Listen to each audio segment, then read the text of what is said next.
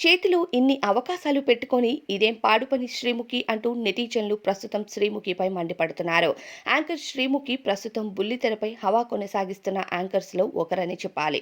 అటువంటి శ్రీముఖి కూడా betting apps ని ప్రమోట్ చేసిన విషయం తెలుసుకుని నెటిజన్లు మండిపడుతున్నారు.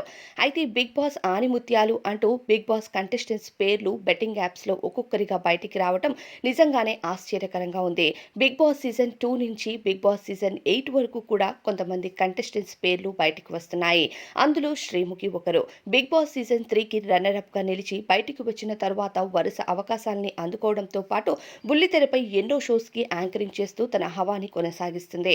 అయితే చేతిలో ఇన్ని అవకాశాలు పెట్టుకొని ఇలా మిమ్మల్ని ఎంకరేజ్ చేస్తున్న జనాలు డబ్బుల్ని కోల్పోయేటట్టు బెట్టింగ్ యాప్స్ ని ఎందుకు ప్రమోట్ చేస్తున్నారు? అందులో మీ పేరు వినిపించడం చాలా పాడు పని అంటూ నెటిజన్లు మండిపడుతున్నారు.